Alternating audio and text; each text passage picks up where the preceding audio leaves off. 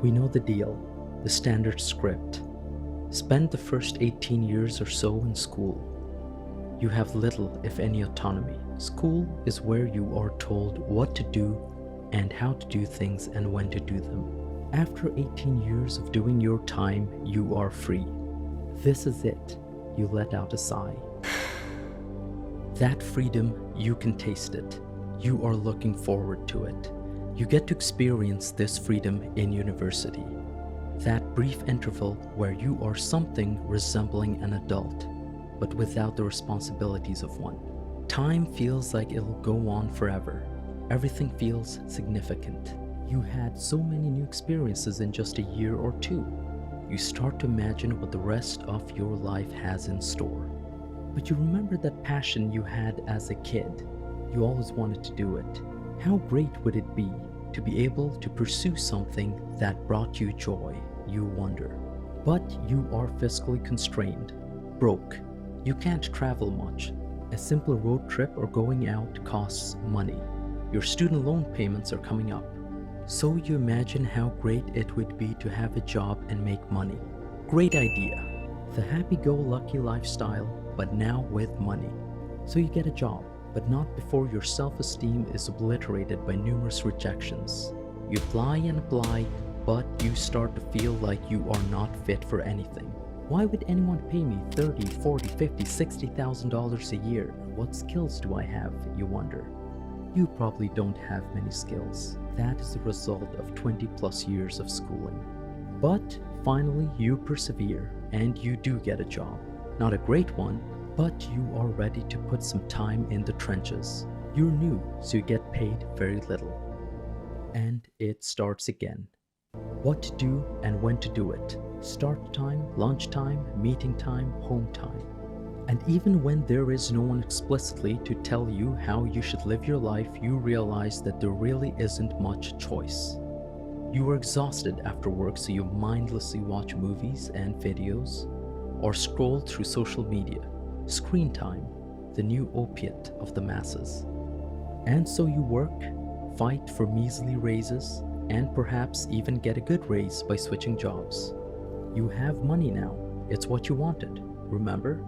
But now that you have it, you start to wonder what life is really about. Well, it's about enjoying yourself, you conclude. Buy a nice car, go on a few nice vacations. Why not? People on social media are doing it. Your friends are doing it. You spend a small fortune on dating. But of course it's not just dates. Everything has to be congruent. So you must dress well, get $30 bi-weekly haircuts, get a nice ride, and of course you can't be living with your parents. So you move out and get your own place. The rent takes up half of your take-home income. But this is it, you think. You let out a sigh. You have arrived. You have become the man you're always expected to be. A well-groomed, well-dressed and employed tax-paying member of society. But you're in your late 20s now, and you notice a paunch. You've got to get fit and stay competitive in the dating market, so you start to work out. And you have to keep your place clean for your guests. You do not have much time left after every day. Cleaning, cooking, working out, work, commute, social activities. Oh, and your salary? It has a habit of evaporating by the end of every month. You remember that thing you've always wanted to do, but have been putting off year after year. In your early 30s, you decide to settle down. You've got yourself a nice potential spouse, a good candidate, you think, and you tie the knot. Oh, what a day your wedding day is. Your friends and loved ones dance and celebrate. But you are $30K short. The DJ, the photographer, the venue, the flowers, the dress, it all costs money. A lot of money. And you can't live in that one-bedroom apartment anymore. No, you need to buy a house. And in a few years, the window to have children will dramatically shrink. You must hurry. Your friend just had a kid. They moved far away, where homes were a bit more affordable. So you start looking for homes. Too expensive where you want to live, because everyone wants to live there too. So you expand your search. And in some distant suburb, you find a nice home. This is it, you think. You let out a sigh. Fast forward and you have a kid. You will likely not be able to travel for the next few years, and even if you do, it won't be pleasant. The kid takes up even more of your and your spouse's time. You find yourself running all the time, rushing, always in a hurry. You remember that thing you've always wanted to do, but you have been putting off year after year. There's so little time, you tell yourself. Before you know it, you are 45. Your kid is growing. You have to help your child get into college. Of course you must. Give the kid a leg up. So you have to save harder. You have to get another promotion so you can save. You still have 15 years on your mortgage, but interest rates have gone up, so you have to scrimp. Belts must be tightened. All this time you are worried about business cycles, recessions, and how your company is doing. You can't get fired. You just can't afford to. You have too many responsibilities. Finally, you are 55 years old. Where did the past 2 decades go? Your kid goes off to college. Full circle moment. You never paid off your home. Refinancing your home got you the money to pay for your kid's college, and your car started making noises, so you had to get a new one. But now you are free. This is it. You let out a sigh. You can travel a bit now, but you realize you haven't saved up enough for retirement. Your body is bent from sitting at a desk too long. You can't run for more than 30 seconds without tasting iron. Your hair has thinned. Lines crease your face. Is this it? You let out a sigh. So you start saving for retirement. You have 10 years in which to do this. You start calculating what you'll get from pensions and social security and the size of the hole you need to plug. Adjusting for inflation, $360,000. Remaining mortgage on the home, $107,000. Home equity lying $30,000.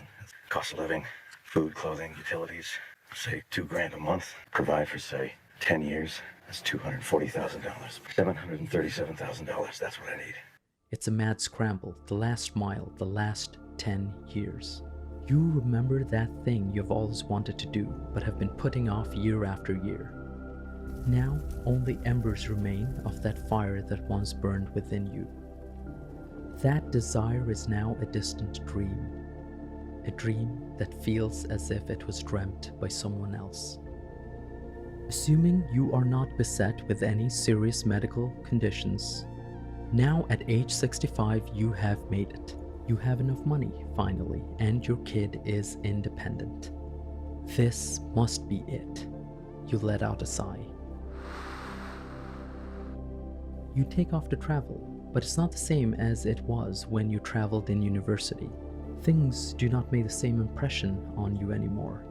You cannot feel things, only remember them. You find it hard to climb upstairs. Traveling is not entirely pleasant, you decide, but you can still languish at the beach. You worry about your child. The kid is bright, but you might have to help him. Things are too expensive now. You need to leave your kid your house so he can get into the property market. You are 75 years old now. The last 10 years went by quickly. Was this it? You wonder if you lived a good life. You decide that you must have. You try to make peace with all your unlived lives, the risks you didn't take, the moves you didn't make, and the interests you never explored. And that is it. You let out a sigh one last time. There is a seldom discussed matter about retirement that makes following the traditional script inadvisable, and that is that the later years of your life are less valuable than your earlier years. Not all decades are created equal, and this is due to 3 reasons. Number 1, lack of purpose and identity. Your entire identity for 40 plus years was to go to work and earn money. Monday through Friday, day after day, week after week, month after month, year after year. And then suddenly at 65 years of age, when you retire, you are expected to do something else, be someone else. Perhaps you worked as an accountant or a plumber or a baker, and then suddenly you're expected to be another person for the final 15 years or so of your life. I don't think I need to tell you just how profoundly stupid this sounds. The final 15 years of your life, when you would be generally unproductive anyways, is a rotten carrot at the end of a 40-year-long stick doled out by capitalism to its wage slaves. A little bit of hope, a small and dim light at the end of a very long and dark and cold tunnel, just so you can keep your head down and work and consume. Number 2, health. Broadly speaking, health tends to decline with age. Now, if you started working out at age 30, you're probably going to be more fit at age 40 than you were at age 30. But generally speaking, someone who is 60 years old will be far less fit than they were at age 30. Life is best enjoyed in good health.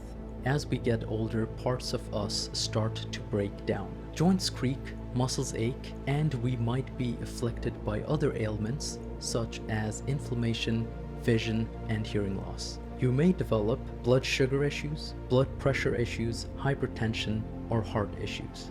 Having a stressful job and a long commute and being chronically sleep deprived certainly will not help. The probability of a lot of these ailments rise with age. The probability of cancer rises with age as well. Exercising regularly, maintaining a good BMI and cardiovascular health can drastically improve your later years, but a lot of people do not do this. We know almost 2 out of 3 adults in Canada are either overweight or obese. It's worse in the United States, where this number is close to 70%. So waiting till 65 years of age may not be a good idea. Furthermore, note that the life expectancy in the USA is only 77 years for men. In Canada and the UK, this is slightly above 80 years, and in Australia, it is a whopping 83 years for men. So taking 80 years as a realistic endpoint of one's life, you really only get about 15 years after retirement, and those 15 years are very likely to be spent in poor health. Number 3, time acceleration. We know that time accelerates as we age. I'm talking, of course, about subjective time as we perceive it to be. The summers of our childhoods seemed to go on forever. First bicycle ride, first swim, first friends, first love.